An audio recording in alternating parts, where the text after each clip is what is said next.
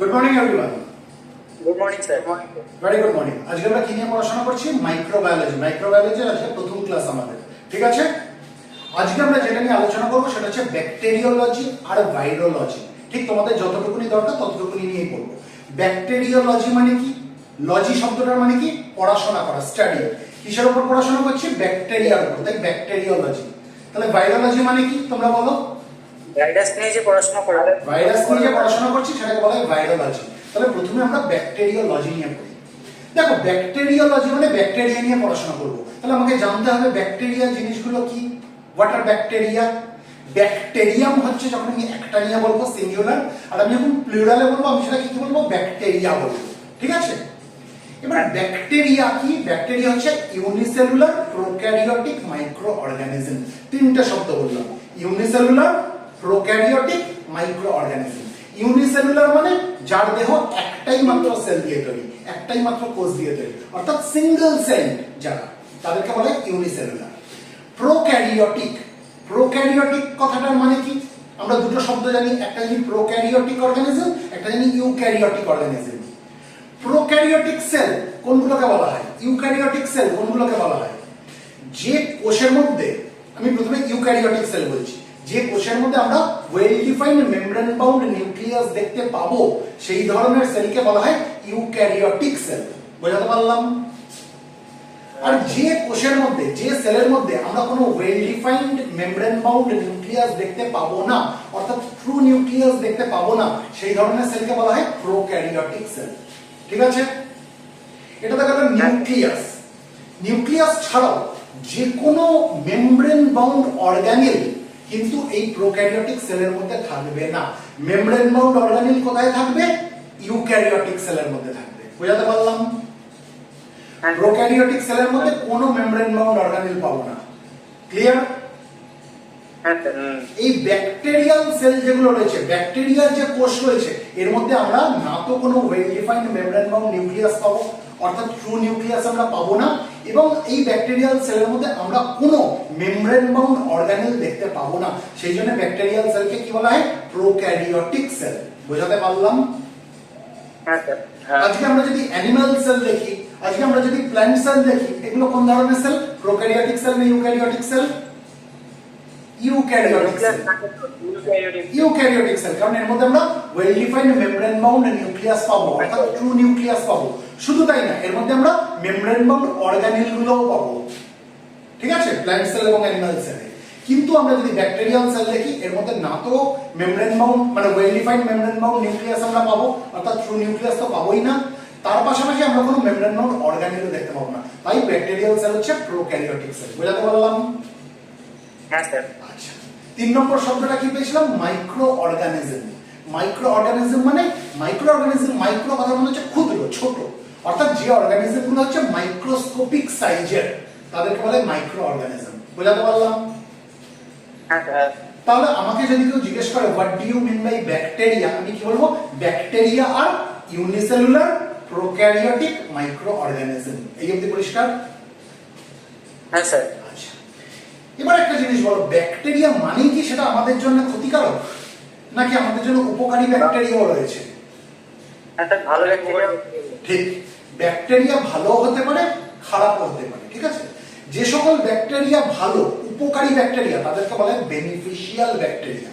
আর যে সকল ব্যাকটেরিয়া আমাদের ক্ষতি করে, খারাপ যেগুলো, সেগুলোকে বলা হয় প্যাথোজেনিক ব্যাকটেরিয়া।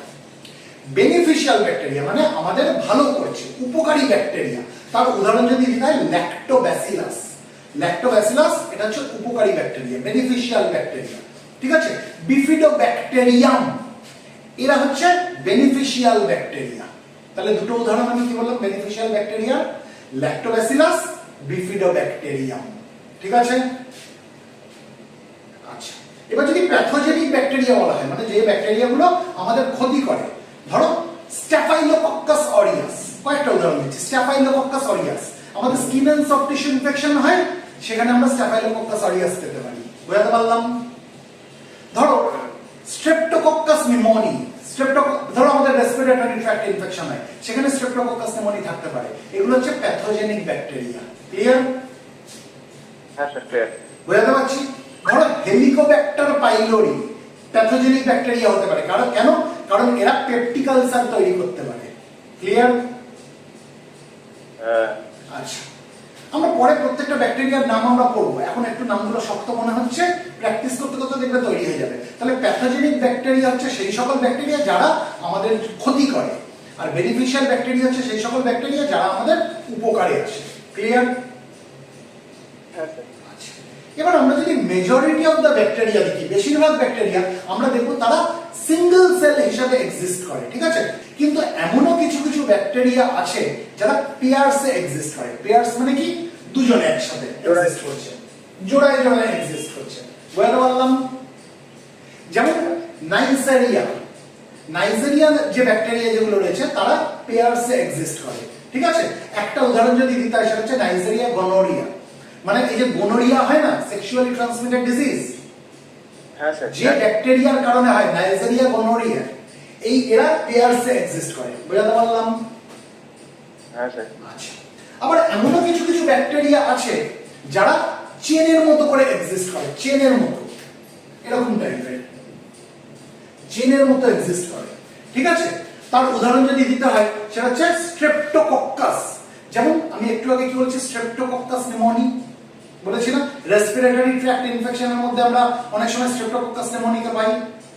আমাদের যে রেসপিরেটরি ট্র্যাক্ট ইনফেকশন হয় সেখানে স্ট্রেপ্টোকক্কাস নিউমোনি নামক এক ধরনের ব্যাকটেরিয়া প্রভাব আমরা ওখানে দেখতে পাই, তারা এক্সিস্ট করে। এই স্ট্রেপ্টোকক্কাস নামক যে ব্যাকটেরিয়া যেগুলো রয়েছে এরা কিসের মধ্যে এক্সিস্ট করে? They exist as chain. বুঝতে পারলাম? হ্যাঁ স্যার। আচ্ছা, আবার এমনও কিছু ব্যাকটেরিয়া রয়েছে যারা ক্লাস্টারসে থাকে, ক্লাস্টারসে থাকে মানে আঙুরের গুচ্ছ যেমন হয় না, একসাথে দলবদ্ধ হয়ে থাকে ক্লাস্টারসে। বুঝতে পারছি? বুঝতে পারছি। তার উদাহরণ যদি দিতে হয় সেটা হচ্ছে স্ট্যাফাইলোকক্কাস। একটু আগেই আমরা আলোচনা করেছি স্ট্যাফাইলোকক্কাস ব্যাকটেরিয়ার একটা উদাহরণ। কি বলেছিলাম? Staphylococcus aureus. Skin and soft tissue ইনফেকশনে আমরা স্ট্যাফাইলোকক্কাস অরিয়াসকে পাই। ক্লিয়ার? হ্যাঁ স্যার। এই যে ব্যাকটেরিয়ার নামগুলো এখন মনে হচ্ছে বাবার কি শক্ত শক্ত, দেখবে আস্তে আস্তে যত তুমি মাইক্রোবায়োলজি পড়বে না জিনিসগুলো ক্লিয়ার হয়ে যাবে। রেসপিরেটরি ট্র্যাক্ট ইনফেকশন কোন কোন ব্যাকটেরিয়া থাকতে পারে generally? Streptococcus pneumoniae, Haemophilus influenzae, Moraxella catarrhalis. Skin and soft tissue infection Staphylococcus aureus, Streptococcus pyogenes, এরকম তোমরা দেখবে পড়তে পড়তে হয়ে যাবে। Urinary tract infection E coli. Dangerous bacteria Pseudomonas aeruginosa, burn ইনফেকশনে আমরা পাবো, ঠিক আছে? এখন ভয় পাওয়ার কিছু নেই, যত পড়বে তৈরি হয়ে যাবে। এই অবধি আমরা বুঝলাম যে মেজরিটি অফ দ্য ব্যাকটেরিয়া কিভাবে থাকে, they exist alone as single cell. কিন্তু কিছু কিছু ব্যাকটেরিয়া আছে যারা পেয়ারসে থাকে, ঠিক আছে? যেমন নাইজেরিয়া বলে যে ব্যাকটেরিয়া গুলো রয়েছে, নাইজেরিয়া গনোরিয়া, যারা গনোরিয়া সৃষ্টি করে, সেক্সুয়ালি ট্রান্সমিটেড ডিজিজ। এমনও কিছু ব্যাকটেরিয়া আছে যারা চেনের মতো করে থাকে, যার উদাহরণ আমি কি দিয়েছিলাম? স্ট্রেপ্টোকক্কাস। যেমন স্ট্রেপ্টোকক্কাস নিউমোনিয়া, যারা রেসপিরেটরি ট্র্যাক্ট ইনফেকশন আমরা যাদেরকে পেতে পারি, ঠিক আছে? এদের কারণে রেসপিরেটরি ট্র্যাক্ট ইনফেকশন হয়। আর কি বলেছি? এমনও কিছু ব্যাকটেরিয়া রয়েছে যারা ক্লাস্টারসে এক্সিস্ট করে, ঠিক আছে? যার উদাহরণ কি দিয়েছিলাম? স্ট্যাফাইলোকক্কাস। যেমন skin and soft tissue infection আমরা স্ট্যাফাইলোকক্কাস অরিয়াস এর কারণে আমরা দেখতে পাই যে অনেক সময় skin and soft tissue infection হয়। ক্লিয়ার? হ্যাঁ। আচ্ছা, এবার আমরা একটু ব্যাকটেরিয়াকে কত রকম ভাবে ক্লাসিফাই করা যায়, মানে ডিপেন্ডিং আপন देयर শেপস, সেটা নিয়ে আলোচনা করব। এটা বুঝি?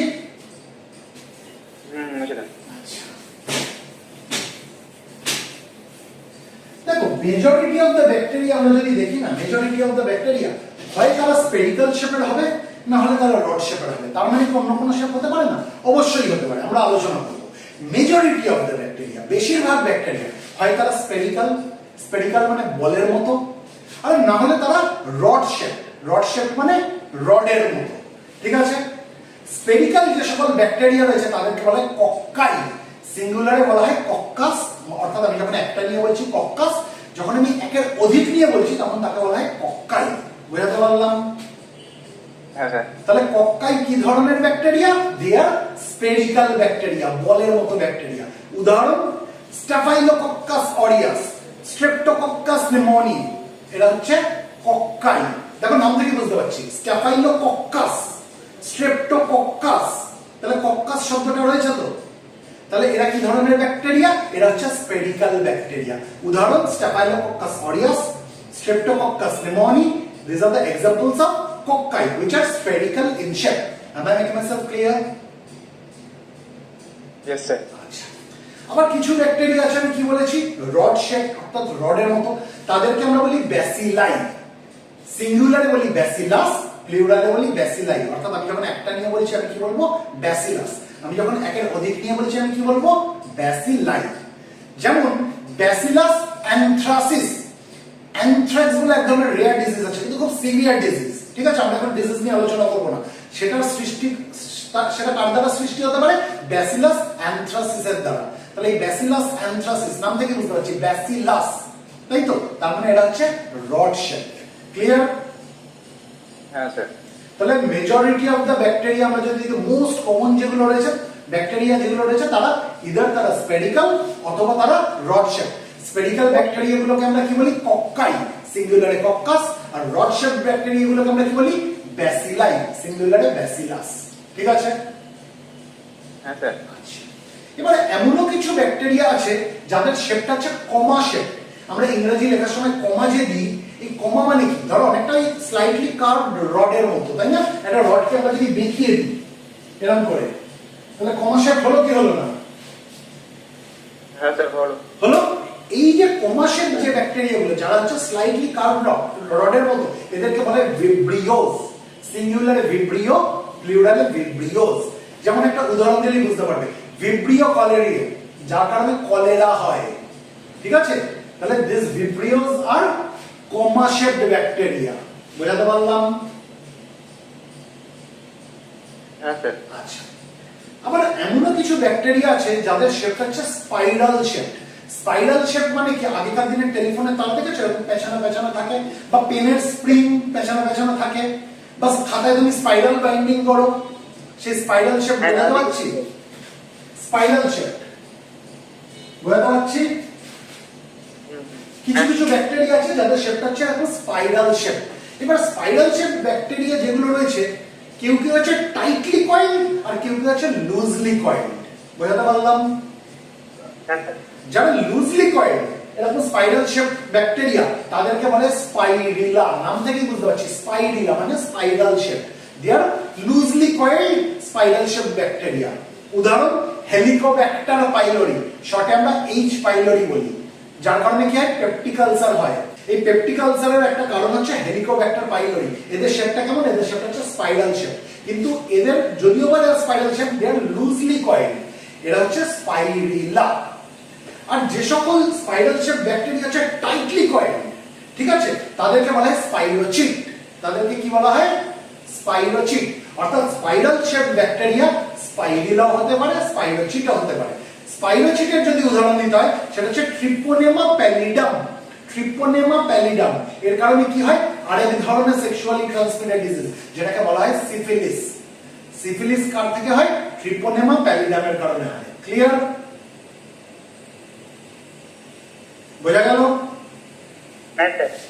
মাইক্রোবায়োলজি কিন্তু একটু শক্ত, এমন না যে গল্পের মতো শুনে নিলেই পুরোটা তৈরি হয়ে যাবে।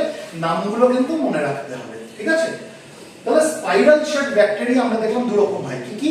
একটা টাইপকে বলে স্পাইরিলা, একটা টাইপকে বলে স্পাইরোচিট। স্পাইরিলারা কেমন, এরা হচ্ছে loosely coiled spiral shape bacteria. আর স্পাইরোচিট কি ধরনের bacteria, they are tightly coiled spiral shape bacteria. স্পাইরিলার উদাহরণ আমি কি দিয়েছিলাম, Helicobacter pylori, which is responsible for peptic ulcer, তাই তো? আর স্পাইরোচিটের উদাহরণ আমি কি দিলাম, ট্রিপোনেমা pallidum, which is responsible for syphilis. syphilis কি এক ধরনের STD অর্থাৎ সেক্সুয়ালি ট্রান্সমিটেড ডিজিজ। এই অবধি ক্লিয়ার? হ্যাঁ স্যার। আচ্ছা, তাহলে আমাদের মোটামুটি একটা আইডিয়া হলো ব্যাকটেরিয়া সম্বন্ধে। এবার আমরা ব্যাকটেরিয়াল সেলটা কেমন হয় সেটা নিয়ে আলোচনা করব। এটা বুঝি? হ্যাঁ স্যার। চলো। হ্যাঁ স্যার।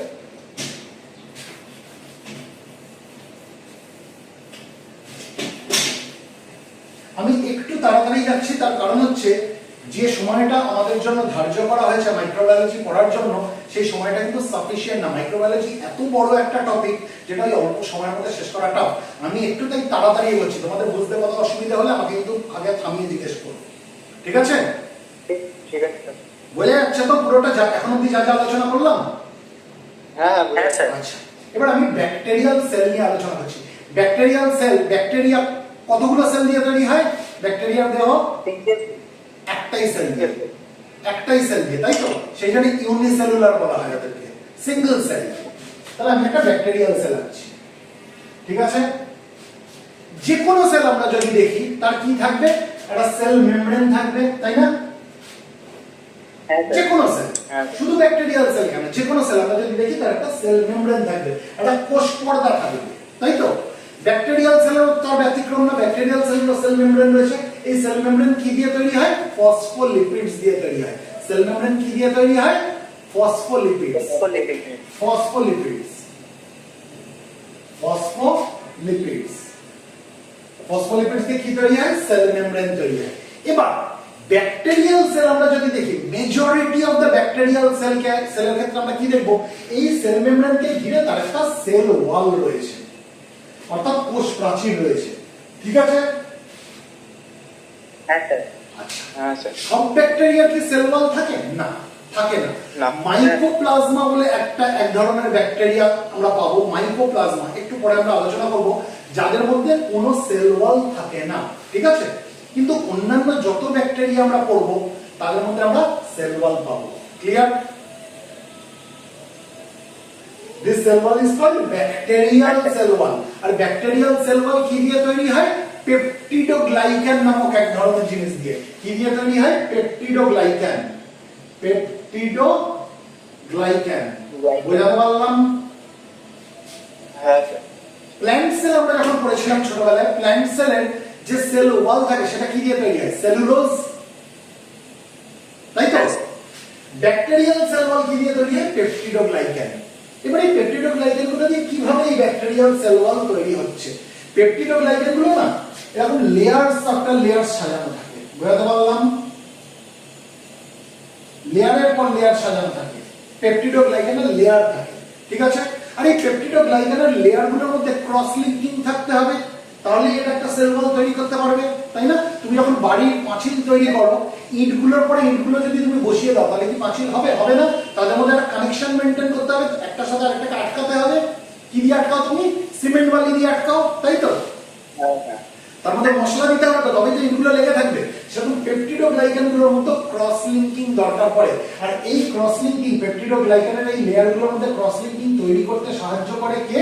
এই ব্যাকটেরিয়া নিজে এক ধরনের প্রোটিন তৈরি করে, যেটাকে বলে পেনিসিলিন বাইন্ডিং প্রোটিন, পিবিপি, ঠিক আছে? কিছু পেনিসিলিন বাইন্ডিং প্রোটিনস ব্যাকটেরিয়া তৈরি করে, ঠিক আছে? যার কারণে কি হয়? এই পেপটিডোগ্লাইকানগুলোর মধ্যে ক্রস লিঙ্কিং তৈরি হয়। বুঝাতে পারলাম?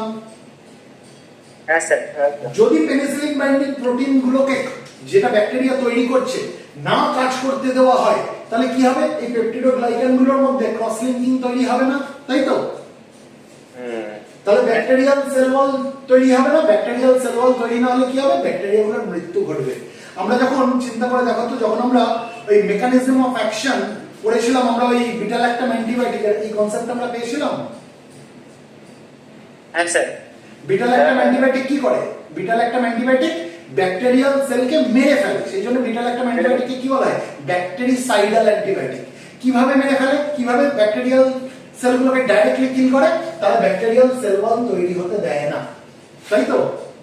কারণ বিটা ল্যাকটাম অ্যান্টিবায়োটিকের যে বিটা ল্যাকটাম রিং রয়েছে, তারা কি করে? ব্যাকটেরিয়াল সেল যে পেনিসিলিন বাইন্ডিং প্রোটিন গুলো তৈরি করছিল, তার সঙ্গে বিটা ল্যাকটাম রিংটা নিজেকে আটকে ফেলছে। তাহলে পেনিসিলিন বাইন্ডিং প্রোটিন নিজের কাজটা করতে পারছে না, অর্থাৎ পেপটিডোগ্লাইকান গুলোর মধ্যে ক্রস লিঙ্কিং তৈরি করতে পারছে না। আর ক্রস লিঙ্কিং তৈরি করতে না পারলে কি করবে? কি হবে? ব্যাকটেরিয়াল সেল ওয়াল ঠিকভাবে তৈরি হবে না। ব্যাকটেরিয়াল সেল ওয়াল তৈরি না হলে ব্যাকটেরিয়াগুলোর মৃত্যু ঘটবে, তাই তো? পড়েছিলাম আমরা, মনে পড়ছে? হ্যাঁ স্যার তাহলে ব্যাকটেরিয়াল সেল ওয়াল কি দিয়ে তৈরি হয়? পেপটিডোগ্লাইকান দিয়ে তৈরি হয়। আচ্ছা, ধরো যে ধরনের ব্যাকটেরিয়া সেল ওয়াল থাকে না, যেমন মাইকোপ্লাজমা, আমি উদাহরণ দিলাম না, তার উপরে বিটা ল্যাকটাম অ্যান্টিবায়োটিকের কোনো রোল পাবো আমরা? বিটা ল্যাকটাম অ্যান্টিবায়োটিক তার উপরে কাজ করতে পারবে? না স্যার, অন্য কোনো পারবে না। অ্যান্টিবায়োটিক পারবে না। অন্য পারবে না। কেন পারবে না? কারণ বিটা ল্যাকটাম অ্যান্টিবায়োটিকের প্রভাব একমাত্র সেল ওয়ালের উপর। ওর টার্গেট জায়গা হচ্ছে সেল ওয়াল। যার সেল ওয়ালই নেই, সেখানে বিটা ল্যাকটাম অ্যান্টিবায়োটিক কি করে কাজ করবে? বুঝাতে পারলাম? হ্যাঁ আচ্ছা, চলো আজকে আমরা ওই অ্যান্টিবায়োটিক বা ওইসবের ডিটেইলসে যাব না, কারণ এমনি মাইক্রোবায়োলজি অনেক বড় সাবজেক্ট, একটু ফাস্টে করছি। তাহলে যেটা জানলাম সেটা হচ্ছে যে ব্যাকটেরিয়াল সেলকে ঘিরে কি থাকে, সেল মেমব্রেন থাকে। সেল মেমব্রেন কি দিয়ে তৈরি হয়, ফসফোলিপিডস দিয়ে তৈরি হয়। আর সেল মেমব্রেনের বাইরে আমরা কি পাবো, ব্যাকটেরিয়াল সেল ওয়াল পাবো। এই ব্যাকটেরিয়াল সেল ওয়াল কি দিয়ে তৈরি হয়, লেয়ার্স অফ পেপটিডোগ্লাইকান। বোঝাতে পারলাম? হ্যাঁ স্যার। আচ্ছা, এবার এটা মুছছি।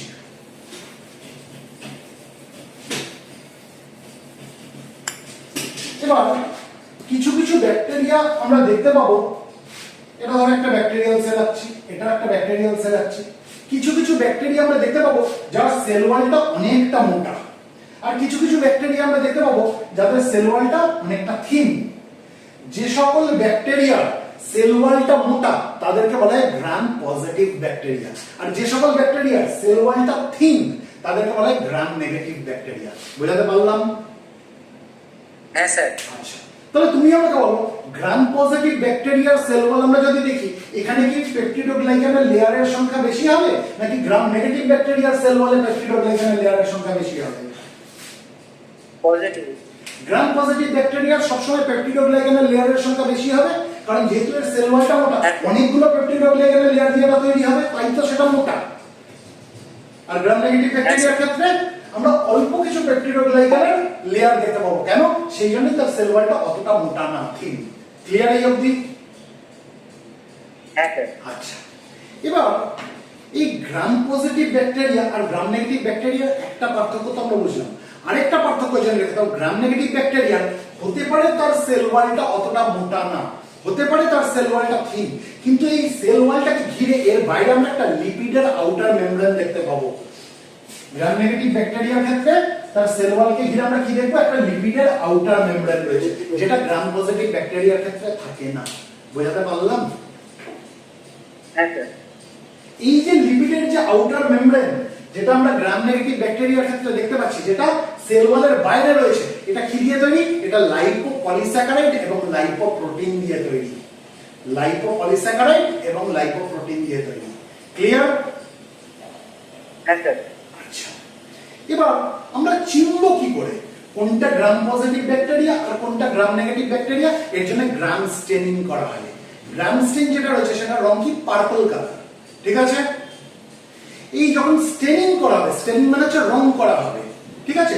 যখন গ্রাম পজিটিভ ব্যাকটেরিয়া এবং গ্রাম নেগেটিভ ব্যাকটেরিয়ার উপর যখন আমরা গ্রাম স্টেনকে অ্যাপ্লাই করব, আমরা দেখব যে যে ব্যাকটেরিয়াগুলোর রং ডিপ পার্পল হয়ে যাচ্ছে, অর্থাৎ ভায়োলেট টাইপের হয়ে যাচ্ছে, সেটাকে আমরা বলবো গ্রাম পজিটিভ ব্যাকটেরিয়া। আর যার যে ক্ষেত্রে আমরা দেখবো রংটা একটু রেড বা পিঙ্ক হয়ে যাচ্ছে, সেটাকে আমরা বলবো গ্রাম নেগেটিভ ব্যাকটেরিয়া। বোঝাতে পারলাম? হ্যাঁ স্যার। পার্পল কালার হচ্ছে গ্রাম স্টেন। গ্রাম স্টেন তুমি ফেলেছো, গ্রাম স্টেন ফেলার পরে কিছু ব্যাকটেরিয়ার রং আমরা কি দেখবো, সেটা আরেকটু ডিপ হয়ে গেল, ডিপ পার্পল হয়ে গেল, বা ভায়োলেট বলতে পারি, ভায়োলেট হয়ে গেল, সেগুলো হচ্ছে গ্রাম পজিটিভ ব্যাকটেরিয়া। আর কিছু ক্ষেত্রে দেখবো রংটা একটু লাইট হয়ে গেল, পিঙ্ক বা রেড টাইপের হয়ে গেল, সেটাকে আমরা কি বলবো, গ্রাম নেগেটিভ ব্যাকটেরিয়া। বোঝাতে পারলাম? হ্যাঁ স্যার। মনে রাখবো কি করে, মনে রাখবো কি করে, সব তো মুখস্থ করা যায় না, মনে রাখবো কি করে? ধরো আমার বাড়ির পাঁচিলটা হচ্ছে পাতলা একটা পাঁচিল, ঠিক আছে, 3 ইঞ্চির গাঁথনি। তোমার বাড়ির পাঁচিল অনেক মোটা পাঁচিল, হয়তো ধরো 40 ইঞ্চির গাঁথনি, মোটা পাঁচিল, ঠিক আছে? এবার দেবমাল্য কি করলো, হেলিকপ্টার নিয়ে উপরে গেল আর রঙের ডিব্বা নিয়ে গেল, ওপর থেকে আবার রং ঢাললো, আমার বাড়ির পাঁচিলও ঢাললো, তোমার বাড়ির পাঁচিলও ঢাললো, সেম রং ঢাললো, ঠিক আছে? ঢালার পরে ও হেলিকপ্টার নিয়ে আরো উপর দিকে চলে গেল, আরো উপরে উঠে গেল। এবার যখন উপর থেকে দেখবে, কোন পাঁচিলটাকে বেশি গাঢ় রং মনে হবে, ডিপ মনে হবে, আর কোনটাকে হালকা মনে হবে? যেটা বেশি মোটা, যেটা বেশি মোটা সে বেশি রং ধরেছে, তাই তার রংটা অনেক ডিপ হয়ে যাবে। বোঝাতে পারলাম? অর্থাৎ তোমার বাড়ির পাঁচিল যেটা মোটা সেটা অনেক ডিপ দেখাবে, আর আমার বাড়ির পাঁচিলের রংটা কি দেখাবে, লাইট দেখাবে, তাই তো? কম রং ধরেছে, সেভাবে তুমি মনে রাখতে পারো। গ্রাম পজিটিভ ব্যাকটেরিয়ার ক্ষেত্রে কি, তার সেল ওয়ালটা অনেকটা মোটা, তাই যখন গ্রাম স্টেনিং করা হচ্ছে, যখন স্টেনটা ফেলা হচ্ছে, তার রংটা আরো ডিপ হয়ে গেল, মানে ডিপ পার্পল বা ভায়োলেট হয়ে যাবে, তাই তো? কিন্তু গ্রাম নেগেটিভ ব্যাকটেরিয়া, তার দেওয়ালটা, তার পাঁচিলটা, তার সেল ওয়ালটা তো থিন, তাই কম রং সে ধরতে পারলো, তাই তার কালারটা একটু ফেড টাইপের হয়ে যাবে, হালকা হয়ে যাবে, রেড অথবা পিঙ্ক হয়ে যাবে। এইভাবে আমরা মনে রাখতে পারি। হ্যাঁ স্যার। তাহলে হ্যাঁ বলো, দেবমাল্য কিছু বলছো? হ্যাঁ স্যার মনে রাখতে পারি এভাবে। আচ্ছা, তাহলে গ্রাম পজিটিভ ব্যাকটেরিয়া আর গ্রাম নেগেটিভ ব্যাকটেরিয়ার মধ্যে পার্থক্য কি? প্রথম পার্থক্য হচ্ছে গ্রাম পজিটিভ ব্যাকটেরিয়ার সেল ওয়াল অনেক মোটা, গ্রাম নেগেটিভ ব্যাকটেরিয়ার সেল ওয়াল তুলনামূলক পাতলা। ঠিক আছে।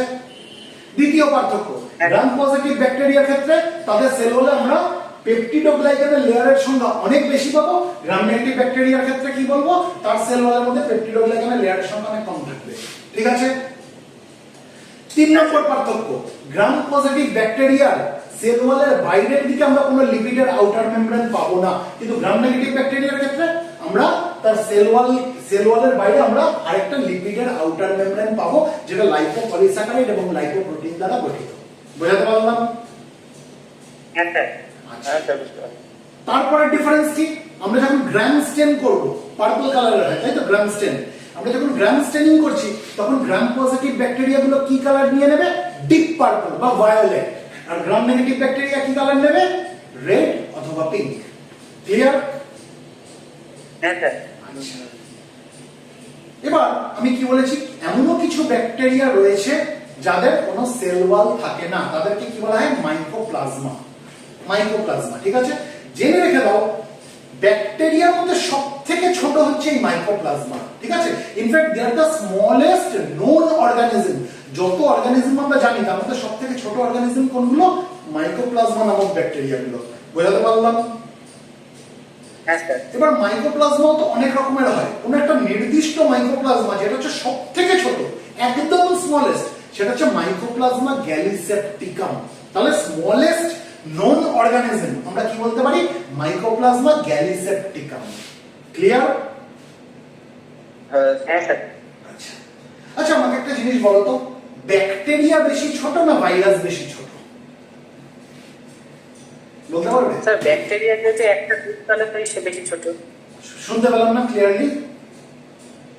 স্যার ব্যাকটেরিয়া তো একটা সিঙ্গেল সেল দিয়েই তৈরি, ওই জন্য তো বেশি ছোট। ভাইরাসের মধ্যে অনেক ছোট হয়ে থাকে। না, জেনে রেখে দাও, ভাইরাস আমরা যদি মেজরিটি অফ দ্য ব্যাকটেরিয়া দেখি তার সঙ্গে আমি যদি ভাইরাসের তুলনা করি, virus 10 to 100 Times smaller than bacteria. কিন্তু তাহলে আমরা ওকে কেন স্মলেস্ট মাইক্রো অর্গানিজম বলছি না? তার কারণ হচ্ছে আমরা ভাইরাসকে কোনো মাইক্রো অর্গানিজমই বলবো না, অর্থাৎ আমরা ভাইরাসকে কোনো অর্গানিজমই বলবো না। কেন বলবো না? আমরা যখন বায়োলজি পড়বো তখন আমরা দেখবো। কারণ আমরা ভাইরাসকে অর্গানিজম কাকে বলি? যেগুলো লিভিং, তাই তো, যাদের প্রাণ আছে তাদেরকে আমরা অর্গানিজম বলি, তাই না?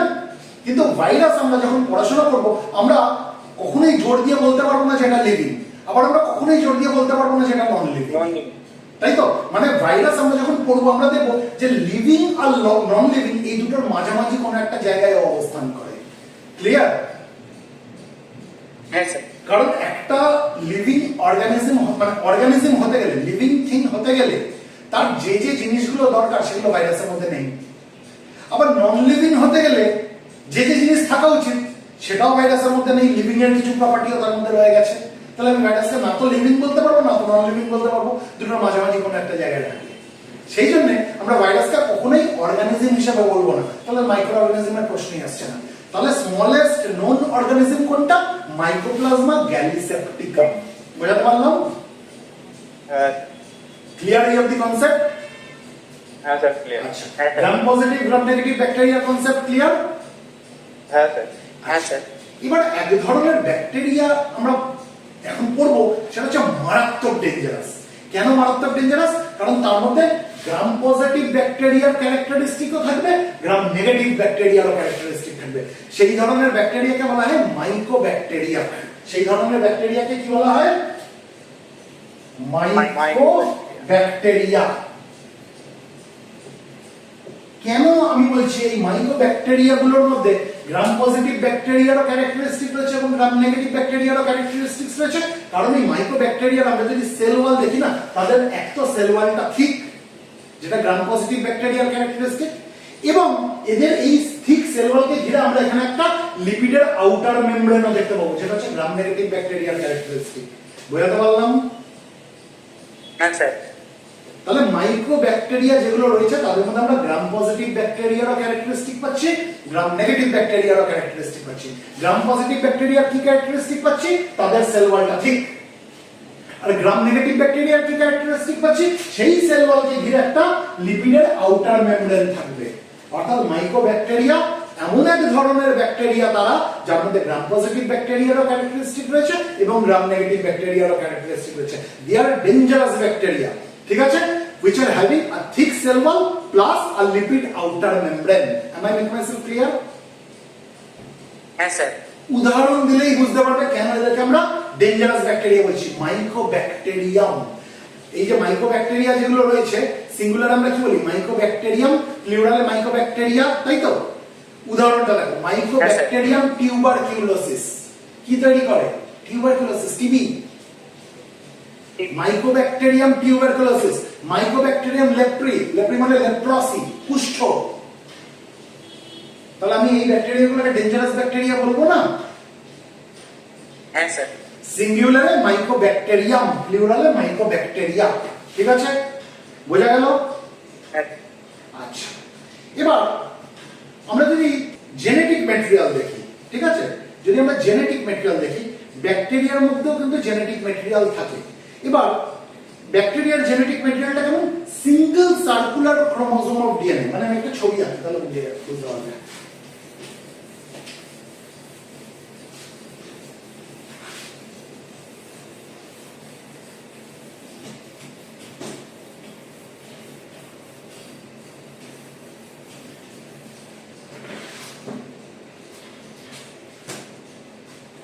ধরো আমি একটা ব্যাকটেরিয়াল সেল আঁকলাম, ঠিক আছে, এর জেনেটিক ম্যাটেরিয়ালটা কেমন? Single circular chromosome of DNA. এটা single circular chromosome of DNA, বোঝাতে পারছি? হ্যাঁ স্যার। এবার ব্যাকটেরিয়া কোন ধরনের কোষ? প্রোক্যারিওটিক সেল, তাই তো? এবার প্রোক্যারিওটিক সেলে কি কোনো well defined membrane bound nucleus থাকে? Well defined membrane bound nucleus মানে আমরা কি জানি? নিউক্লিয়াসকে ঘিরে তার একটা এরকম নিউক্লিয়ার মেমব্রেন থাকে, তাই না? তাহলে আমরা সেটা well defined membrane bound nucleus বলবো, নিউক্লিয়ার মেমব্রেন আছে বলে। সেরকম কি কোনো well defined membrane bound nucleus bacterial সেলে আমরা পাবো? পাবো না, কারণ যেহেতু ব্যাকটেরিয়াল সেল প্রোক্যারিওটিক সেল, তাই তো? হ্যাঁ স্যার। আমরা যদি ইউক্যারিওটিক সেল দেখি, ধরো অ্যানিমাল সেল, প্ল্যান্ট সেল, তাদের জেনেটিক ম্যাটেরিয়াল কোথায় থাকে? নিউক্লিয়াসের মধ্যে থাকে, তাই তো? কিন্তু ব্যাকটেরিয়াল সেলে কোনো নিউক্লিয়াস থাকে না, তাহলে তাদের জেনেটিক ম্যাটেরিয়ালটা কোথায় থাকে?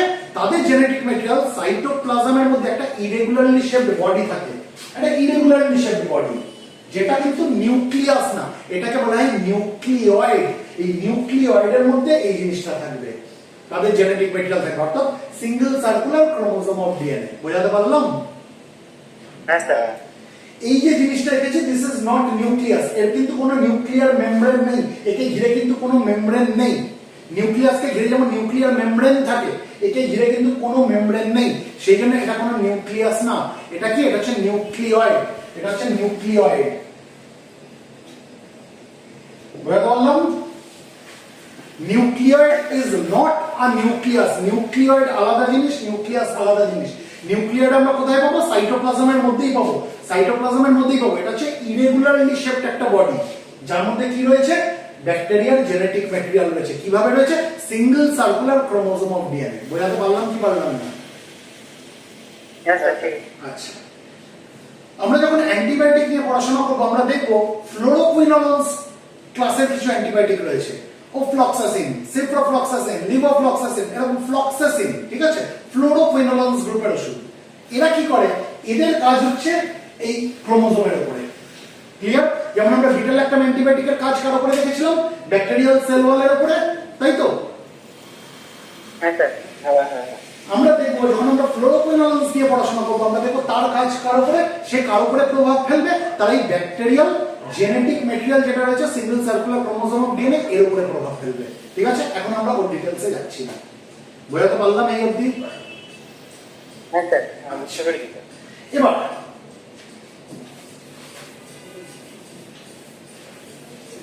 ব্যাকটেরিয়াল সেল তো একটা সেল, তাই তো? তাহলে তার তো প্রোটিন সিনথেসিস দরকার। ব্যাকটেরিয়াল সেল তো একটা সেল, তার তো প্রোটিন সিনথেসিস দরকার, তাই না? সেলের মধ্যে প্রোটিন সিনথেসিস কে করে? রাইবোজোম করে। তাহলে ব্যাকটেরিয়াল সেলও রাইবোজোম থাকবে। হতে পারে সেটা প্রোক্যারিওটিক সেল, কিন্তু সেল তো, তার তো প্রোটিন সিনথেসিস করতে হবে সেই সেলের জন্য, সেটা কে করে? রাইবোজোম করে। তাহলে ব্যাকটেরিয়াল সেলে যে রাইবোজোম গুলো থাকে সেগুলো কোন ধরনের রাইবোজোম? Prokaryotic ribosome. কিন্তু আমরা যদি প্ল্যান্ট সেল দেখি, আমরা যদি অ্যানিমাল সেল দেখি, এগুলো কোন ধরনের সেল? Eukaryotic sell. তাহলে এদের রাইবোজোমকে আমরা কি বলবো? Eukaryotic ribosome. এরাও প্রোটিন সিনথেসিস করে। বুঝতে পারছি? হ্যাঁ ধরো হ্যাঁ স্যার আমি এদিকে ব্যাকটেরিয়াল সেলের রাইবোজোম নিয়ে কথা বলছি, অর্থাৎ প্রোক্যারিওটিক রাইবোজোম নিয়ে কথা বলছি। Prokaryotic ribosome. আর এদিকে আমি ইউক্যারিওটিক রাইবোজোম নিয়ে কথা বলছি, অর্থাৎ অ্যানিমাল সেল, প্ল্যান্ট সেলের রাইবোজোম যেমন হয়, ইউক্যারিওটিক রাইবোজোম।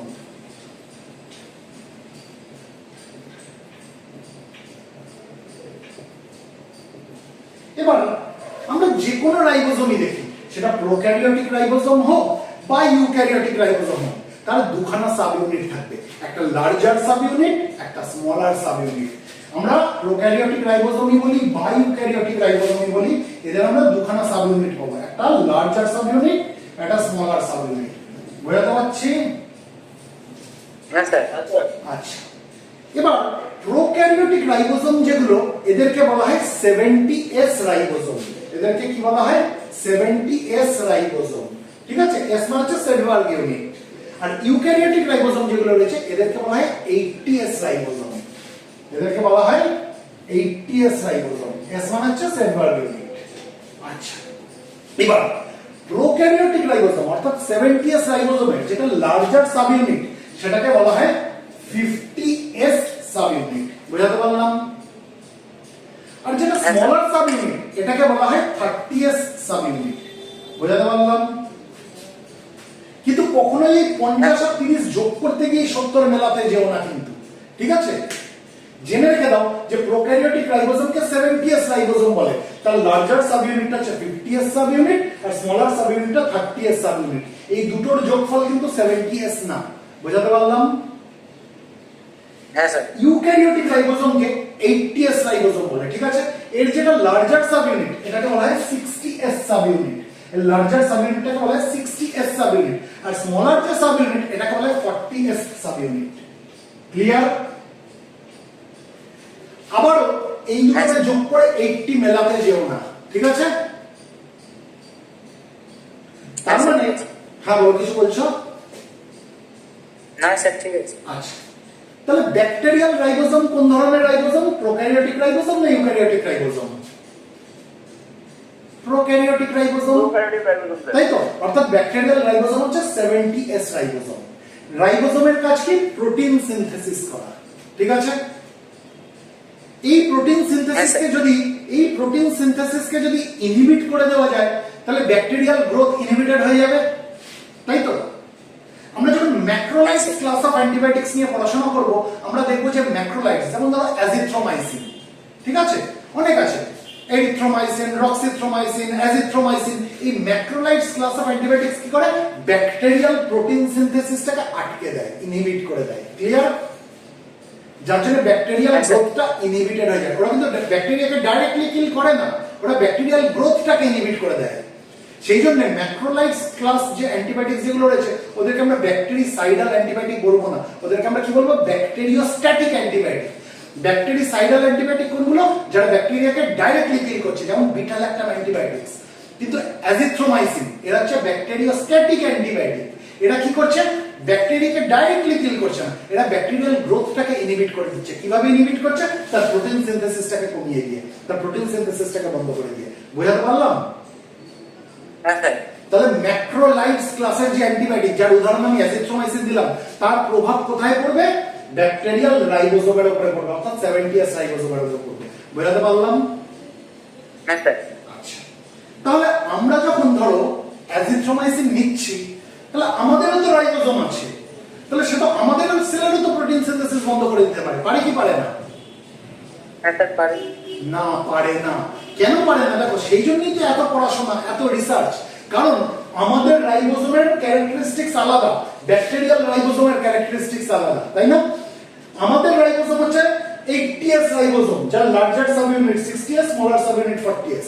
কিন্তু যেগুলো ব্যাকটেরিয়াল রাইবোজোম, তারা হচ্ছে 70S রাইবোজোম, যার লার্জার সাব ইউনিট 50S আর স্মলার সাব ইউনিট 30S। ওষুধগুলো এমন ভাবেই বানানো যে তারা খালি এই ধরনের রাইবোজোমকেই টার্গেট করবে, এই রাইবোজোমকে টার্গেট করবে না। অর্থাৎ আমি যদি অ্যাজিথ্রোমাইসিন নিই, সে আমার রাইবোজোমের কোনো ক্ষতি করবে না, সে শুধুমাত্র ব্যাকটেরিয়াল রাইবোজোমের ক্ষতি করবে। বোঝাতে পারলাম? হ্যাঁ স্যার।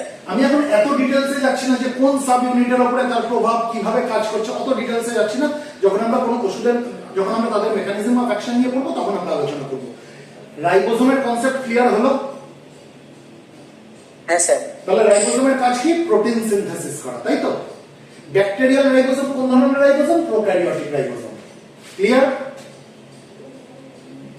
হ্যাঁ। আচ্ছা, তাহলে একটু আমরা রিভিশন দিয়ে নিই। আমরা ব্যাকটেরিয়ার শেপের উপর ডিপেন্ড করে আমরা ব্যাকটেরিয়াকে কত রকম ভাবে ক্লাসিফাই করেছিলাম? দু রকম, মেইনলি দু রকম। একটা হচ্ছে স্পেরিক্যাল শেপ অর্থাৎ বলের মতো, একটা হচ্ছে রড শেপ। স্পেরিক্যাল শেপ ব্যাকটেরিয়াগুলোকে কি বলা হয়? কক্কাই, তাই তো? প্লুরালে কক্কাই, সিঙ্গুলারে কক্কাস। রড শেপ যেগুলো সেগুলোকে কি বলা হয়? ব্যাসিলাই।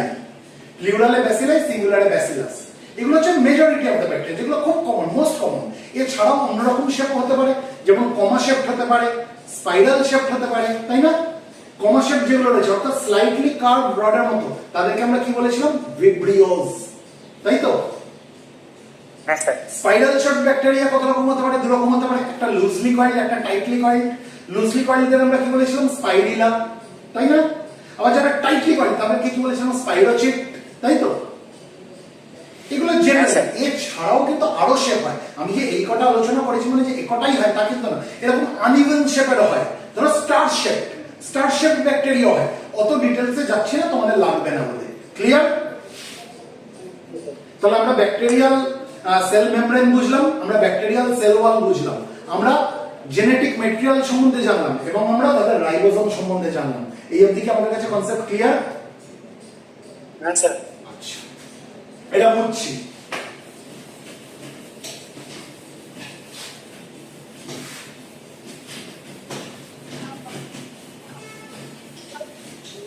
এবার ব্যাকটেরিয়া মানেই যে সব ব্যাকটেরিয়া যে মোটাইল হবে তা কিন্তু না, সব ব্যাকটেরিয়া যে মুভ করতে পারবে তা কিন্তু না। ব্যাকটেরিয়া, কিছু ব্যাকটেরিয়া এমন রয়েছে যারা মুভ করতে পারে, আবার এমনও কিছু ব্যাকটেরিয়া রয়েছে যারা নন মোটাইল অর্থাৎ মুভ করতে পারে না। যে সকল ব্যাকটেরিয়া মুভ করতে পারে তাদের আবার অনেকের মধ্যে মুভ করানোর জন্য তার একটা জিনিস থাকে যেটাকে বলা হয় ফ্ল্যাজেলা। সিঙ্গুলারে flagellum, প্লুরালে flagella. মানে একটা রিজিড প্রোটিন স্ট্রাকচার, এরকম মানে লেজের মতো, যে ব্যাকটেরিয়াটাকে মুভ করিয়ে নিতে সাহায্য করবে, যেটা মোটিলিটিতে সাহায্য করবে। কি বলা হয়? ফ্ল্যাজেলা।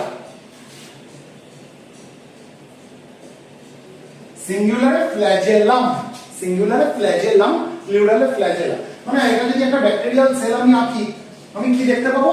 যে এরকম মতো একটা স্ট্রাকচার, একটা এরকম মানে রিজিড প্রোটিন স্ট্রাকচার। এরকম এরা কি করতে সাহায্য করে? এরা ব্যাকটেরিয়াল সেলের মোটিলিটিতে সাহায্য করে। বুঝতে পারলাম? কি দিয়ে তৈরি? প্রোটিন দিয়ে তৈরি, রিজিড প্রোটিন স্ট্রাকচার। এবার এই যে ফ্ল্যাজেলা যে ব্যাকটেরিয়াকে মুভ করতে সাহায্য করছে, ঠিক আছে, এর আবার তিনটে পার্ট আমরা জানি। কি কি তিনটে পার্ট? একটা হচ্ছে ব্যাসাল বডি, ঠিক আছে, একটা হচ্ছে হুক। এই হুকটার সঙ্গে, এই যে হুক, এই হুকটার সঙ্গে কি লেগে রয়েছে? এটা হচ্ছে ফিলামেন্ট লাগা। তাহলে একটা হচ্ছে ব্যাসাল বডি, একটা হুক, একটা ফিলামেন্ট। বোঝাতে পারলাম? হ্যাঁ স্যার। মানে এই যে নড়ছে এটা হচ্ছে ব্যাসাল বডি, এটার সঙ্গে একটা হুক লেগে রয়েছে, এই হুকের সঙ্গে ফিলামেন্ট লেগে রয়েছে। এই তিনটে পার্ট নিয়ে হচ্ছে ফ্ল্যাজেলাম। আমি একখানা ফ্ল্যাজেলাম এঁকেছি। ক্লিয়ার? হ্যাঁ স্যার। ফ্ল্যাজেলা কিসে সাহায্য করে? মোটিলিটিতে সাহায্য করে। ক্লিয়ার? হ্যাঁ স্যার। সব ব্যাকটেরিয়া মুভ করতে পারে, সব ব্যাকটেরিয়া মোটাইল না। কিছু ব্যাকটেরিয়া আছে যারা নন মোটাইল, ঠিক আছে? আবার যে সকল ব্যাকটেরিয়া মুভ করতে পারে তাদের যে সবাই ফ্ল্যাজেলা থাকবে এমনও কিন্তু না। সব ব্যাকটেরিয়ার যে ফ্ল্যাজেলাম থাকবে এমন কিন্তু না। ফ্ল্যাজেলা মোটিলিটিতে সাহায্য করে আমরা বুঝে গেছি, কিন্তু ফ্ল্যাজেলা থাকলেই যে ব্যাকটেরিয়াটা মোটাইল হবে তা কিন্তু না। এমনও ব্যাকটেরিয়া রয়েছে যাদের মধ্যে কোনো ফ্ল্যাজেলা নেই কিন্তু তারা মুভ করতে পারে। যার উদাহরণ আমি কি বললাম? মিক্সোকক্কাস জ্যান্থাস। এই মিক্সোকক্কাস জ্যান্থাস কি করে? দে গ্লাইড ওভার সলিড সারফেস। তারা সলিড সারফেস উপরে গ্লাইড করে যায়, ঠিক আছে?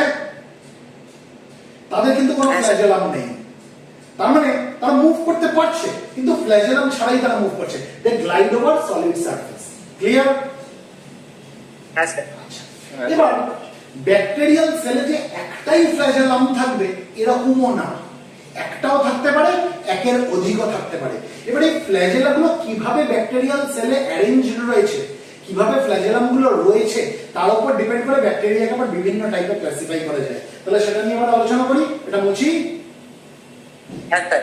আচ্ছা, হ্যাঁ স্যার।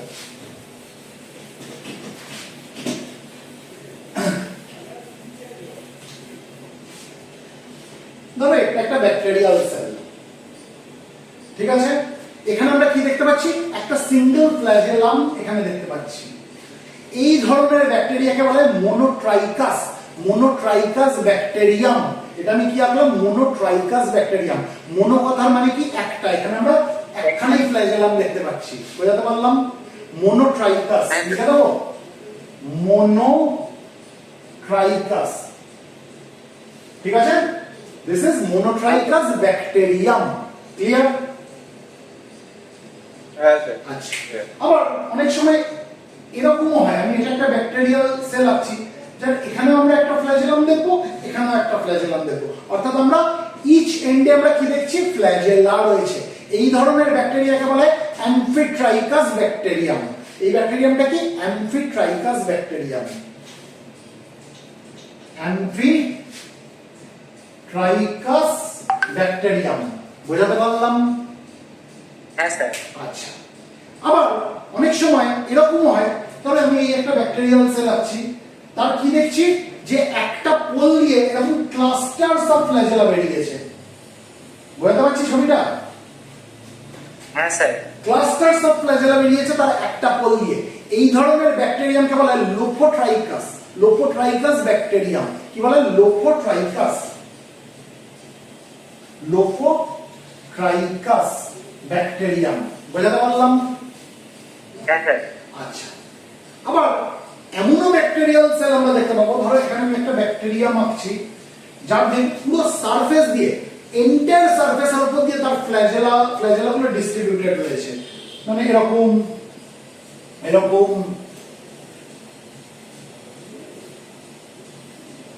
বুঝতে পারছি? হ্যাঁ স্যার। এই ধরনের ব্যাকটেরিয়া যেখানে flagella are distributed over the entire surface of the cell, এই ধরনের ব্যাকটেরিয়াল সেলকে বলা হয় পেরিট্রাইকাস ব্যাকটেরিয়া। এটা হচ্ছে পেরিট্রাইকাস ব্যাকটেরিয়া। পেরিট্রাইকাস ব্যাকটেরিয়া। তাহলে আমি এখানে কি এঁকেছি? এটা আমি মোনোট্রাইকাস ব্যাকটেরিয়াম এঁকেছি, যেখানে আমরা কি দেখতে পাচ্ছি? একটাই মাত্র ফ্ল্যাজেলাম রয়েছে, তাই তো? এটা আমি কি এঁকেছি? অ্যামফিট্রাইকাস ব্যাকটেরিয়াম এঁকেছি। এখানে আমরা কি দেখতে পাচ্ছি? যে দুটো এন্ডেই দুখানা আমরা ফ্ল্যাজেলা দেখতে পাচ্ছি, তাই তো? এটা আমি কি এঁকেছি?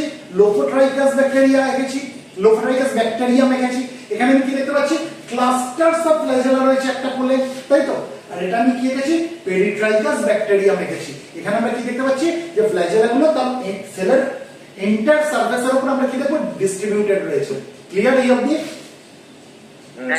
So depending on how flagella are arranged on bacteria, তার উপরে ডিপেন্ড করে যে ফ্ল্যাজেলা গুলো কিভাবে রয়েছে ব্যাকটেরিয়ার মধ্যে, তার উপর ডিপেন্ড করে আমরা ব্যাকটেরিয়াকে কত রকম ভাবে ক্লাসিফাই করতে পারি?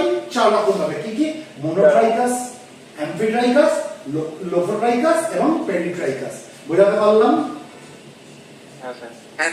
আচ্ছা, এটা মুছি তাহলে।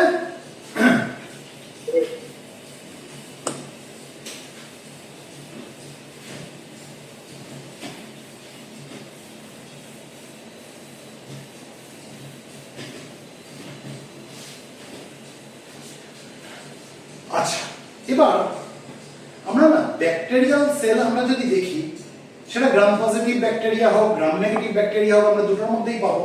আমরা কিছু চুলের মতো সরু সরু জিনিস পাবো এরকম দেখতে। ধরো একটা ব্যাকটেরিয়াল সেল, ঠিক আছে? সরু সরু সরু সরু চুলের মতো জিনিস পাবো। বোঝাতে পারছি? হ্যাঁ স্যার। অসংখ্য সরু সরু চুলের মতো জিনিস। এরা কি কাজে লাগে জানো? এরা ব্যাকটেরিয়াগুলোর অ্যাটাচমেন্টে কাজে লাগে। ব্যাকটেরিয়াগুলো যাতে সারফেসের সাথে আটকে থাকতে পারে, এই অ্যাটাচমেন্টে কাজে লাগে। এই যে হেয়ার লাইক স্ট্রাকচারস অসংখ্য আমরা দেখতে পাচ্ছি, এগুলোকে বলা হয় ফিমব্রি। সিঙ্গুলারে বলা হয় ফিমব্রিয়া, প্লুরালে বলা হয় ফিমব্রি। সিঙ্গুলারে বলা হয় ফিমব্রিয়া, এটা একটা ফিমব্রিয়া, এটা একটা ফিমব্রিয়া, এটা একটা ফিমব্রিয়া, এটা একটা ফিমব্রিয়া। বোঝাতে পারছি? প্লিউরাল আমি কি দেখছি? আমি একাধিক ফিমব্রি দেখছি। একটা ই যোগ করে দিলেই প্লিউরাল হয়ে যাবে। ক্লিয়ার? আমি শুনতে পেলাম না কিছু, বোঝা গেল? হ্যাঁ স্যার বললাম, হ্যাঁ। আচ্ছা, তাহলে ফিমব্রি গুলো কিসের কাজে লাগে? ব্যাকটেরিয়া যাতে অ্যাটাচ করে থাকতে পারে সারফেসের সঙ্গে, সেই জন্য এই হেয়ারলেস স্ট্রাকচারস গুলো রয়েছে। This are polymeric protein structure. এগুলো কি দিয়ে তৈরি? প্রোটিন দিয়ে তৈরি। Polymeric protein structure. ক্লিয়ার? হ্যাঁ স্যার। আচ্ছা, এবার আমরা দেখতে পাবো যে গ্রাম নেগেটিভ ব্যাকটেরিয়ার ক্ষেত্রে, শুধুমাত্র গ্রাম নেগেটিভ ব্যাকটেরিয়া বলছি, গ্রাম পজিটিভ ব্যাকটেরিয়া না, গ্রাম নেগেটিভ ব্যাকটেরিয়ার মধ্যে কিছু কিছু গ্রাম নেগেটিভ ব্যাকটেরিয়ার মধ্যে, সব গ্রাম নেগেটিভ ব্যাকটেরিয়াতে না, কিছু কিছু গ্রাম নেগেটিভ ব্যাকটেরিয়াতে আমরা এখানে না আরেকটু লম্বা এরকম কিছু হেয়ার লাইক স্ট্রাকচারস দেখতে পাবো। বোঝাতে পারছি? হ্যাঁ স্যার। এগুলোকে বলা হয় পিলি। সিঙ্গুলারে পিলাস, প্লুরালে পিলি। সিঙ্গুলারে পিলাস, প্লুরালে পিলি। ঠিক আছে? এগুলো কি? এগুলো হেয়ার লাইক স্ট্রাকচার, কিন্তু লম্বা কোনটা বেশি, লেন্থে কোনটা বড়? ফিমব্রিয়া গুলো না পিলিগুলো? পিলিগুলো বড়, তাই না? হ্যাঁ এক তো পিলিগুলোর স্ট্রাকচার আমরা যদি দেখি সেগুলো ফিমব্রির থেকে লম্বা, প্লাস তারা সংখ্যাতেও কম। যতগুলো ফিমব্রি আমরা দেখতে পাচ্ছি তার থেকে নাম্বার অফ পিলি কিন্তু কম থাকে। এই পিলিগুলো কি কাজে লাগে জানো? তারা কনজুগেশনে কাজে লাগে। কনজুগেশন মানে তারা তাদের জেনেটিক মেটেরিয়ালটা ট্রান্সফার করে দিতে সাহায্য করে। ধরো এটা একটা ব্যাকটেরিয়াল সেল, ঠিক আছে? হ্যাঁ এটা একটা ব্যাকটেরিয়াল সেল, এটা একটা ব্যাকটেরিয়াল সেল, ঠিক আছে? এ কি করবে? এ তার পিলাসের মাধ্যমে এর জেনেটিক ম্যাটেরিয়াল এর মধ্যে ট্রান্সফার করে দেবে। বোঝাতে পারলাম? হ্যাঁ স্যার। তাহলে তোমাকে যদি কেউ বলে যে ফিমব্রি আর পিলি এই দুটোর মধ্যে পার্থক্য কি, তুমি কি বলবে? দুটোই তো হেয়ার লাইক স্ট্রাকচার, দুটোর মধ্যে পার্থক্য কি? সেরকম কানেকশন থাকে না। ফিমব্রি গুলো হচ্ছে হেয়ার লাইক স্ট্রাকচার, কিন্তু এদের কাজটা কি? ফিমব্রি গুলোর কাজ কি? এরা অ্যাটাচমেন্টে সাহায্য করে, তাই তো? ফিমব্রি গুলো অ্যাটাচমেন্টে সাহায্য করে, কিন্তু পিলি যেগুলো রয়েছে, পিলি গুলো কিসের সাহায্য করে? তারা কনজুগেশন নামক প্রসেসের মাধ্যমে ওরা কি করছে? ওরা তাদের জেনেটিক ম্যাটেরিয়ালকে ট্রান্সফার করে দিচ্ছে। ক্লিয়ার? হ্যাঁ স্যার। আচ্ছা, একটা পার্থক্য। দ্বিতীয় পার্থক্য, ফিমব্রি যেগুলো রয়েছে সেগুলো অসংখ্য রয়েছে ছোট ছোট চুলের মতো অংশ, আর পিলি যেগুলো রয়েছে, পিলিগুলো ফিমব্রির থেকে তুলনামূলক লম্বা, কিন্তু সংখ্যায় ফিমব্রির থেকে কম থাকে। ক্লিয়ার? হ্যাঁ স্যার। আচ্ছা, 3 নম্বর ডিফারেন্স, ফিমব্রি যেগুলো রয়েছে, ফিমব্রি আমরা গ্রাম পজিটিভ গ্রাম নেগেটিভ দু ধরনের ব্যাকটেরিয়ার মধ্যেই পাবো, ঠিক আছে? কিন্তু পিলি আমরা কার মধ্যে পাবো? কিছু আমরা গ্রাম নেগেটিভ ব্যাকটেরিয়ার মধ্যে পাবো, আমরা গ্রাম পজিটিভ ব্যাকটেরিয়াতে পাবো না। ক্লিয়ার? হ্যাঁ হ্যাঁ স্যার। আচ্ছা, এবার আসছি ব্যাকটেরিয়াল রিপ্রোডাকশন। এটা মুচ্ছি। ঠিক আছে স্যার। ব্যাকটেরিয়াল রিপ্রোডাকশনের জন্য কি দরকার পড়ে? একটা ব্যাকটেরিয়াল সেলের দরকার পড়ে। ওই একটা ভেঙে গিয়ে দুটো তৈরি হবে, আবার ওই ইন্ডিভিজুয়াল গুলো যেগুলো তৈরি হলো সেগুলো আবার ভাঙবে, মানে স্প্লিট করবে। এটা যদি একটা ব্যাকটেরিয়াল সেল হয়, এটা ভেঙে গিয়ে কি তৈরি হবে? দুখানা ব্যাকটেরিয়া তৈরি হবে। এটা আবার ভেঙে যাবে, গিয়ে এ দুখানা তৈরি করবে, এ দুখানা তৈরি করবে। বোঝাতে পারছি? হ্যাঁ স্যার। তাহলে ব্যাকটেরিয়াল রিপ্রোডাকশনের জন্য it requires only one cell and one cell splits into two. বোঝাতে পারলাম? হ্যাঁ স্যার। তাহলে ব্যাকটেরিওলজিতে আমরা যখন পড়ছি, আমরা যখন ব্যাকটেরিওলজি পড়ছি, আমার মনে হয় না তোমাদের জন্য এর থেকে বেশি ডিটেলসে যাওয়ার দরকার আছে। যদি বড় যাবো, নাহলে আমরা এবার ভাইরোলজিতে চলে যাবো। এর থেকে বেশি ডিটেলসে গেলে আমার পার্সোনালি মনে হয় তোমাদের মাথার উপর দিয়ে চলে যাবে। ঠিক আছে? স্যার, এই নামগুলো তো একটু এখন অনেক বড় বড় তো হয়েছে। নামগুলো দেখো, ব্যাপারটা হচ্ছে কি বলতো, নামগুলো না প্র্যাকটিস করতে করতে হবে।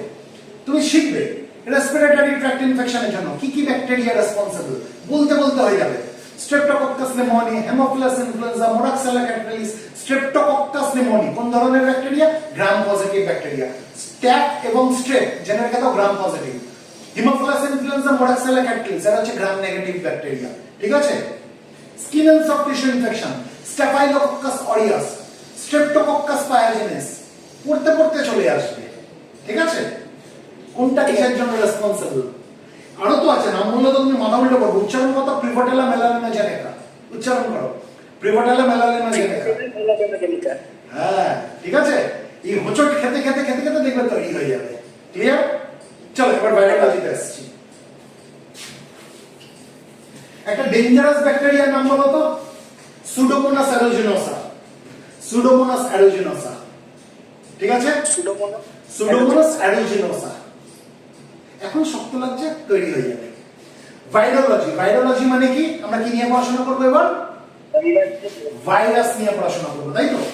আমি একটু আগে কি বলেছি? ভাইরাস কি কোনো মাইক্রো অর্গানিজম? না, এটাকে আমরা অর্গানিজমই বলবো না, কারণ এটাকে আমরা না জীবিত বলতে পারবো না মৃত বলতে পারবো। মানে জীবিত আর মৃতর মাঝামাঝি কোনো একটা জায়গায় রয়েছে। তাহলে আমরা মাইক্রোবায়োলজির মধ্যে পড়ছি কেন? পড়ছি যেহেতু এটা ইনফেকশন সৃষ্টি করতে সাহায্য করে। তাহলে ভাইরাসেস আর ইনফেকশাস এজেন্ট আমরা বলতে পারি। আমরা ভাইরাসেস আর মাইক্রো অর্গানিজম আমরা বলতে পারি না। ক্লিয়ার? হ্যাঁ স্যার। আচ্ছা, এবার ভাইরাসের সাইজ কি? প্রচন্ড ছোট। ব্যাকটেরিয়াল সেলের যা মাপ হয় তার থেকেও অনেক ছোট। ঠিক আছে? কতটা ছোট? আমরা যদি মোস্ট কমনলি আমরা যেসব ব্যাকটেরিয়াগুলোকে দেখতে পাই, আমরা যদি তাদের সাথে তুলনা করি, 10 to 100 টাইমস স্মলার হচ্ছে এই ভাইরাসগুলো। ঠিক আছে? আচ্ছা, আরেকটা জিনিস বলে রাখি, আমরা ব্যাকটেরিয়া পড়ার সময় ওরা তো একটাই কোষ দিয়ে তৈরি। আমরা বারবার কি বলছিলাম? ব্যাকটেরিয়াল সেল, কোষ বলছিলাম, তাই তো? আমরা কিন্তু ভাইরাল সেল বলবো না, কারণ ভাইরাসের কোনো কোষ হয় না। কোষ থাকার যে বৈশিষ্ট্য সেটা ভাইরাসের মধ্যে নেই। ভাইরাস হচ্ছে অ্যাসেলুলার। অ্যাসেলুলার মানে যেটা কোনো সেল না। বুঝাতে পারলাম? তাহলে না তো ওকে আমি জীবিত বলতে পারছি, না ওকে আমি মৃত বলতে পারছি, না বলতে পারছি ওটা কোষ দিয়ে তৈরি। কারণ দেখো, একটা কোষ তৈরি হওয়ার জন্য, মানে একটা কোষ আমরা যদি দেখি, কোষ যেটাকে সেল বলে, তার মধ্যে আমরা ডিএনএ এবং আরএনএ দুটোই পাই। এটা আমরা জানি, ছোটবেলা থেকে পড়ে এসেছি। ডিএনএ মানে কি? ডিএনএ পুরো কথা কি? ডিঅক্সিরাইবোনিউক্লিক অ্যাসিড, আমরা জানি। হ্যাঁ স্যার। আর আরএনএ পুরো কথা কি? Ribonucleic acid. অর্থাৎ নিউক্লিক অ্যাসিডের মধ্যে আমরা ডিঅক্সিরাইবোনিউক্লিক অ্যাসিড এবং রাইবোনিউক্লিক অ্যাসিড, এগুলো আমরা পড়েছি তো। এই নিউক্লিক অ্যাসিড গুলো কি? Genetic material. এই যে nucleic acid, deoxyribo nucleic acid, ribo nucleic acid, এই যে নিউক্লিক অ্যাসিড গুলো, এগুলো কি? Genetic material. তা আমরা সেলের মধ্যে, সেল যেটাকে বলি, সেলের মধ্যে আমরা ডিএনএ এবং আরএনএ দুটোই পাবো, তাই তো? কিন্তু ভাইরাসের ক্ষেত্রে কি হয়? ওদের হয় ডিএনএ থাকবে, নয় আরএনএ থাকবে। ডিএনএ এবং আরএনএ একসাথে থাকবে না। তাহলে এটাকে আমি সেল বলতে পারবো না? আমরা সেল বলতে পারবো না। বোঝাতে পারলাম? হ্যাঁ স্যার। যদি ভাইরাসটার মধ্যে আমরা দেখি তার জেনেটিক ম্যাটেরিয়াল ডিএনএ আছে, তাহলে সেই ভাইরাসগুলোকে আমরা কি বলবো? DNA virus. যদি দেখি ভাইরাসটার মধ্যে তার জেনেটিক ম্যাটেরিয়াল আরএনএ রয়েছে, তাহলে সেই ধরনের ভাইরাসকে আমরা কি বলবো? RNA virus. বোঝাতে পারলাম? হ্যাঁ স্যার। ডিএনএ থাকুক বা আরএনএ থাকুক, সেটা একটা হাইলি স্পেশালাইজড প্রোটিন কোড দ্বারা এনক্লোজ করা থাকবে, বন্ধ করা থাকবে। কেন? কারণ হোস্ট সেলের বাইরে, হোস্ট সেল মানে কোনটা? হোস্ট সেল মানে যে সেলটাকে ইনফেক্ট করেছে, যার মধ্যেও গেছে, ঠিক আছে, সেই সেলের বাইরে যখন রয়েছে, তখন তো তার জেনেটিক ম্যাটেরিয়ালটাকে প্রোটেক্টেড রাখতে হবে। সেটা কে প্রোটেক্টেড রাখে? এই highly specialised protein coat protected রাখে। বোঝাতে পারলাম? হ্যাঁ স্যার। তার ডিএনএ থাকুক বা আরএনএ থাকুক, সেটা কিসের মাধ্যমে? একটা হাইলি স্পেশালাইজড একটা প্রোটিন কোড দিয়ে সেটা প্রোটেক্টেড করা থাকে। ক্লিয়ার? হ্যাঁ স্যার। এবার যখন ইনফেক্ট করবে, এই ভাইরাস যখন ইনফেক্ট করবে, সে যখন তার হোস্ট সেলের মধ্যে তাকে ইনফেক্ট করতে হবে, হয় কি হবে? সে তার ওই জেনেটিক ম্যাটেরিয়ালটাকে ইনজেক্ট করে দেবে হোস্ট সেলের মধ্যে, আর নয়তো কি করবে? সে পুরোটাই ওই হোস্ট সেলের মধ্যে ঢুকে যাবে। ঢুকে গিয়ে তার যে প্রোটিন কোড যেটা রয়েছে সেটাকে সে রিমুভ করে দেবে। তাহলে কি হলো? তার জেনেটিক ম্যাটেরিয়ালটা সেলের মধ্যে থেকে গেল না, হোস্ট সেলের মধ্যে। বুঝতে পারলাম? হ্যাঁ। বুঝতে পারলাম। হোস্ট সেলের মধ্যে হয় সে তার ওই জেনেটিক ম্যাটেরিয়ালটাকে ইনজেক্ট করে দিল, আর নয়তো সে কি করবে? হোস্ট সেলের মধ্যে পুরোটাই ঢুকে যাবে। এবার তার জেনেটিক ম্যাটেরিয়ালটা তো একটা প্রোটিন কোডের মধ্যে, হাইলি স্পেশালাইজড প্রোটিন কোডের মধ্যে এনক্লোজ রয়েছে। ও কি করবে? তার ওই প্রোটিন যে কোড যেটা রয়েছে সেটাকে সে রিমুভ করে দেবে। তাহলে কি হয়ে গেল? তাহলে সেই আলটিমেটলি জেনেটিক ম্যাটেরিয়ালটা হোস্ট সেলের মধ্যে গেল।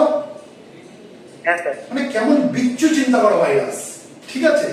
এদিকে প্রাণ নেই বা প্রাণ আছে আমি জানি না, তার মাঝামাঝি কোনো একটা জায়গায়, কিন্তু বদবুদ্ধি মাথায় প্রচুর তার।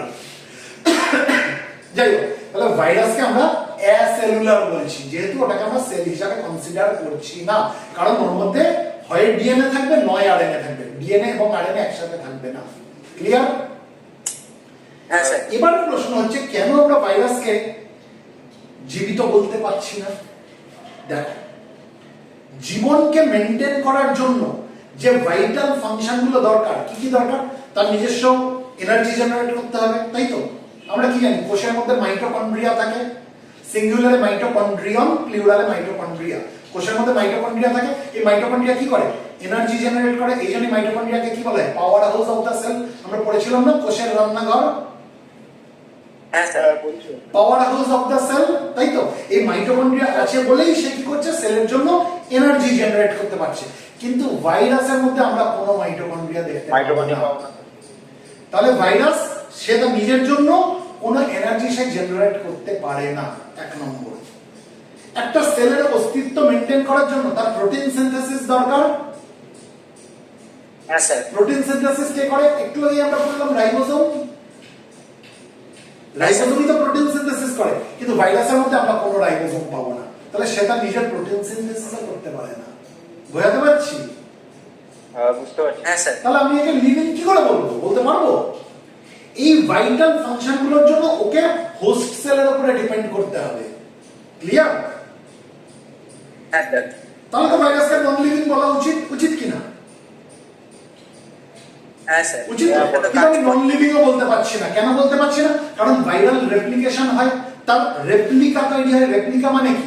একটার সমান আরেকটা ইকুয়ালি তৈরি হচ্ছে, মানে তার কপি তৈরি হয়।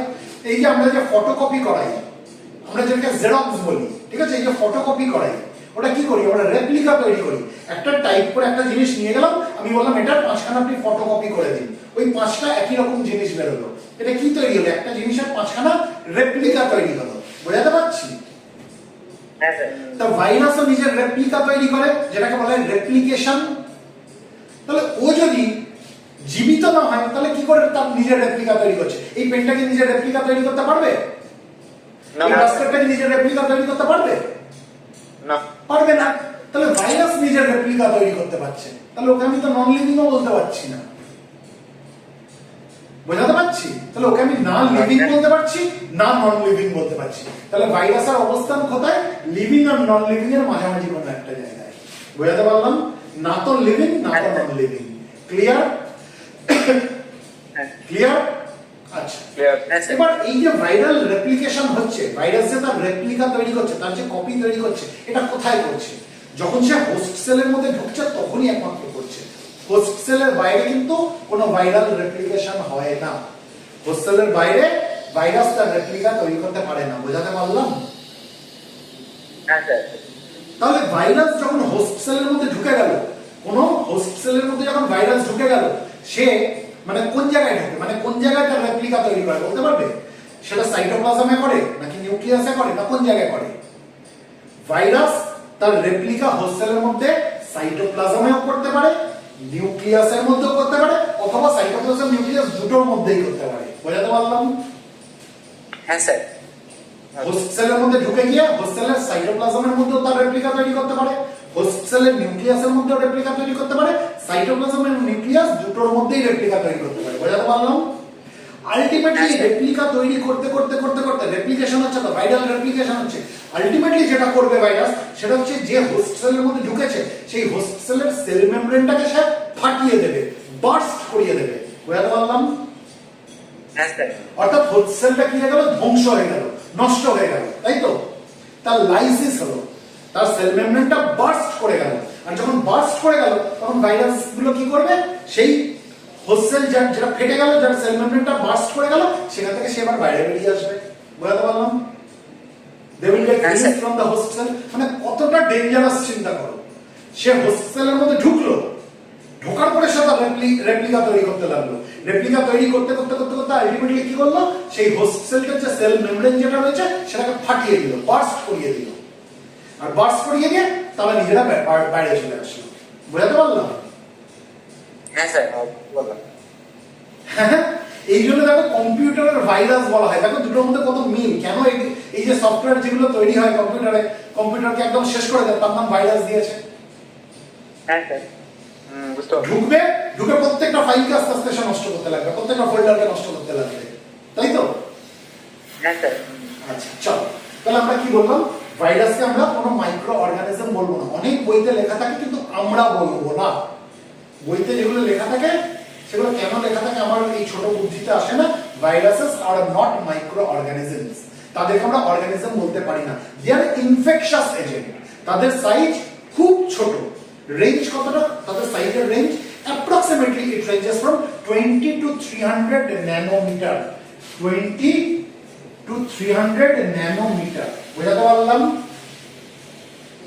হ্যাঁ স্যার। যদিও তার রেঞ্জ 20 to 300 ন্যানোমিটার, আমরা মেজরিটি অফ দ্য ভাইরাস যদি দেখি তার মাপ মোটামুটি ওই 150 ন্যানোমিটারের থেকে কম হয়, লেস দ্যান 150 ন্যানোমিটার।